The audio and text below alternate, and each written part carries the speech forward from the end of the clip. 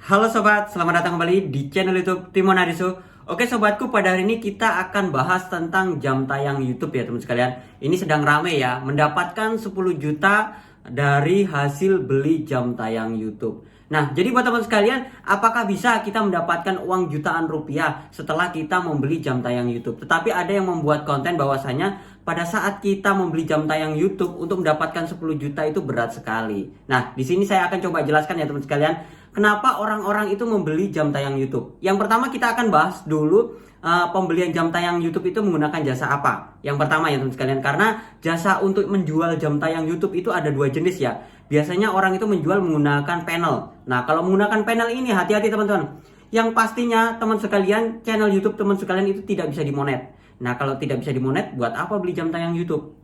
Yang kedua, dengan cara manual. Jadi pembelian jam tayang YouTube itu dengan cara manual. Cara manual itu seperti apa? Cara manual itu ditonton sendiri menggunakan akun-akun, habis itu dinaikkan. Jadi view-nya itu dari search engine YouTube. Jadi seperti alami seperti itu. Nah, kalau saran saya buat teman sekalian, kalau mau membeli jam tayang YouTube itu adalah ke jasa manual, bukan jasa-jasa menggunakan jasa panel ataupun menggunakan aplikasi atau situs-situs penambah jam tayang YouTube. Itu hati-hati teman sekalian, itu akun-akun robot dan itu channel YouTube teman-teman itu nggak bisa dimonet, bahkan bisa di-banned. Tapi kalau dengan cara manual, itu murni dari search engine YouTube ya, itu nggak apa-apa. Nah, kita akan coba jelaskan kenapa sih orang membeli jam tayang YouTube. Alasannya apa sih? Yang pertama, itu syarat monetisasi. Jadi orang membeli jam tayang YouTube itu bukan serta-merta untuk mencari penghasilan ya. Yang pertama adalah untuk syarat monetisasi.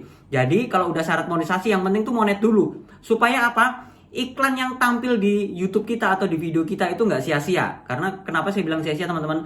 Ada itu YouTuber view-nya tuh gede, banyak penontonnya, tetapi kan belum dimonet nih channel YouTube-nya, iklannya tuh sia-sia. Yang dapat uangnya itu adalah pihak YouTube, adalah pihak Google. Kita itu nggak dapat apa-apa, iklannya tetap tampil seperti itu. Yang kedua adalah supaya view kita tidak membazir tadi. Lalu yang ketiga apalagi nih alasannya membeli jam tayang YouTube? Yang ketiga adalah untuk penyemangat. Jadi para YouTuber pemula itu biasanya untuk menyemangatin diri itu channel YouTube-nya itu paling tidak harus monet dulu. Kalau sudah monet dulu itu ada uangnya, itu bisa menyemangati diri teman sekalian. Tapi kalau nggak monet-monet biasanya malas membuat konten, yang akhirnya adalah channel YouTube kita itu ngangkrak seperti itu. Nah, di sini kita akan bahas teman sekalian tentang jasa jam tayang YouTube dengan cara manual. Nah, seperti yang saya bilang tadi, jasa jam tayang YouTube dengan cara manual itu kan ditonton sendiri tuh. Nah, ada yang bilang bahwasanya ditonton sendiri, para jasa itu pada saat menonton sendiri itu kan menggunakan akun-akun kecil ya, nggak mungkin menggunakan akun besar. Jadi sistem rekomendasinya tuh di akun-akun kecil. Nah, sekarang saya tanya buat teman sekalian, orang yang nonton di channel YouTube kita itu rata-rata itu mereka punya subscriber nggak? Bahkan mereka hanya punya email, mereka nggak punya channel ya teman sekalian. Tapi channel YouTube kita bisa direkomendasikan via YouTube. Nah, sama dengan jasa-jasa penjual jumlah jam tayang YouTube, mereka yang dengan cara manual, dengan cara nonton sendiri itu menggunakan akun Gmail. Bahkan ada yang menggunakan channel, bahkan ada yang menggunakan channel YouTube-nya. Jadi teman sekalian, kalau kita membeli sebuah jam tayang YouTube sama orang, kalau dia lakukan dengan cara alami, dengan cara manual, it's okay. Itu bagus-bagus aja. Sistem rekomendasinya tetap berjalan. Dia nggak stuck di tempat. Karena apa?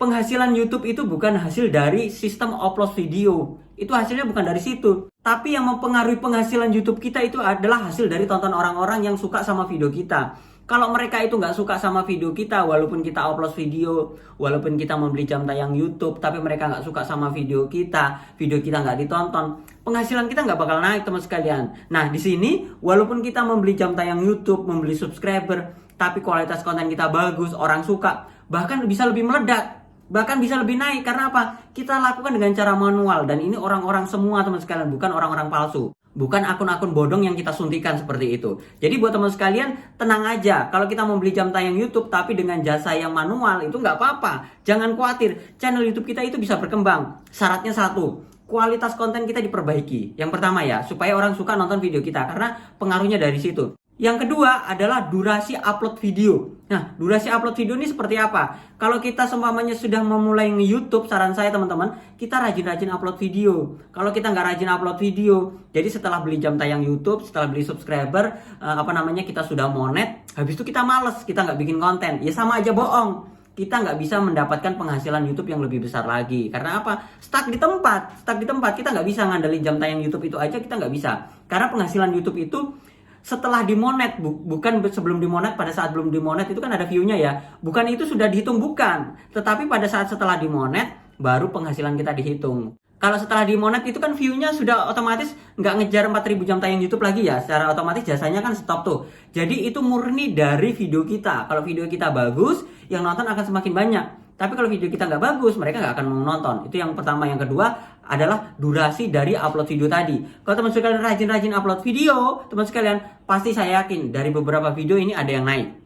Berikutnya lagi, kalau teman sekalian, kalau teman-teman udah rajin upload video tapi video kita nggak kena, view-nya nggak naik-naik. Nah, kita lihat lagi, kira-kira dari channel YouTube kita ini apa yang salah? Pertama, dari judul dulu, dari judul kontennya. Kira-kira judul kontennya ini tertarget nggak? Kalau judul kontennya ini nggak tertarget, coba teman-teman tuh belajar riset supaya kata kuncinya ini kena. Karena kalau kita kontennya itu ngevlog aja, nah begini teman sekalian.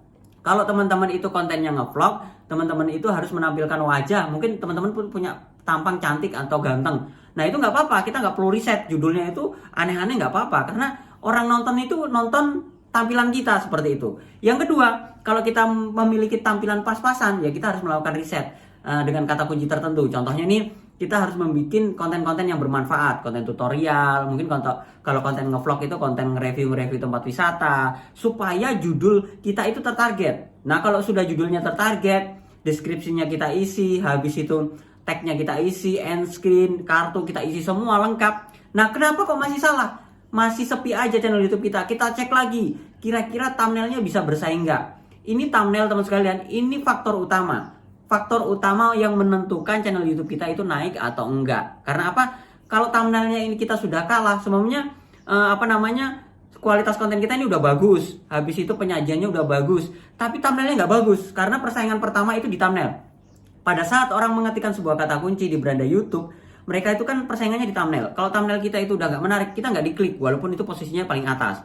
Jadi thumbnail ini juga mempengaruhi. Pada saat dibuka pertama kali dan mereka klik thumbnail kita, itu kan udah diklik kan, CTR kita naik.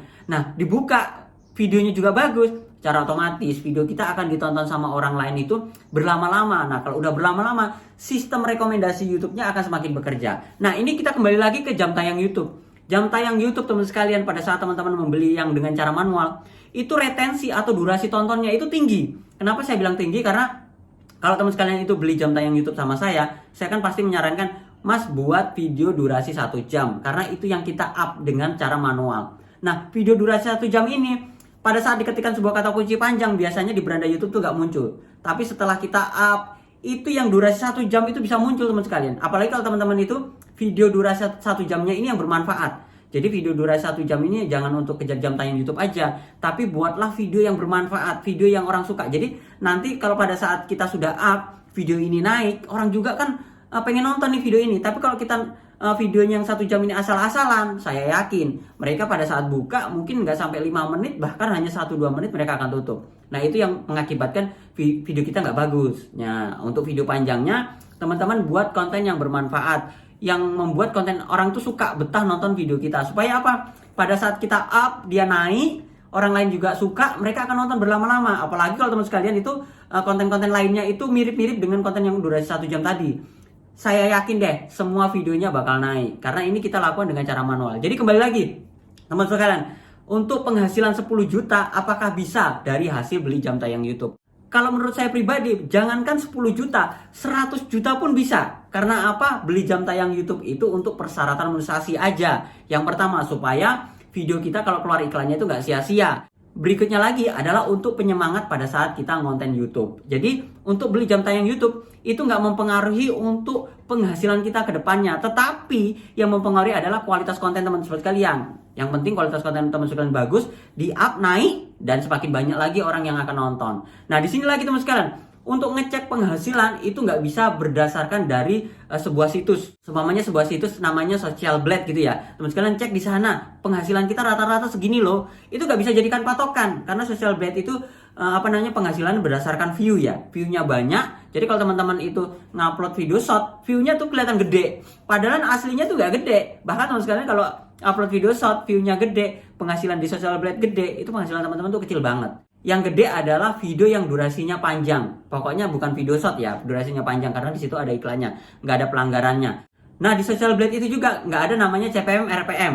Nah, teman sekalian, itu nggak. Jadi dia pengaruhnya itu dari view. Dari CPM RPM ini kan pengaruh nih teman sekalian. Dua channel dengan view yang sama ini bisa beda penghasilannya. Contohnya nih, channel A ini semuanya view-nya 10 juta. Nah, channel B ini view-nya 10 juta. Channel A ini bisa menghasilkan 100 juta. Channel B ini hanya menghasilkan 10 juta. Jomplang kan? 10 kali lipatnya. Ini 10 juta, ini 100 juta. Bisa terjadi. Karena itu terjadi di channel YouTube saya. Channel YouTube saya ini view-nya gede nih. Tapi penghasilannya kecil. Ada channel YouTube saya yang view-nya kecil, tapi penghasilannya lebih gede. Nah, itu tergantung dari hasil riset kita. Kita tuh bikin konten apa supaya nilai RPM, CPM-nya tuh gede. Karena RPM, CPM ini mempengaruhi per 1000 tayang. Kalau teman sekalian itu bikinnya konten sembarangan, view-nya banyak, belum tentu penghasilannya gede. Biasanya penghasilannya kecil aja. Yang terpenting itu adalah caranya seperti apa. Kalau caranya dengan cara menggunakan panel, jangan. Tapi kalau dia menggunakan cara dengan manual, itu nggak apa-apa. Karena itu untuk up channel YouTube kita supaya dimonetisasi. Nah, untuk penghasilan itu pengaruhnya dari kualitas konten kita, bagus atau enggak, dan durasi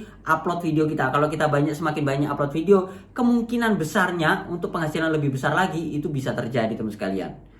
Oke sobatku, itu saja sharing saya. Semoga bermanfaat. Jangan lupa like, comment, subscribe, dan sampai jumpa di video saya berikutnya. Sekian dan terima kasih.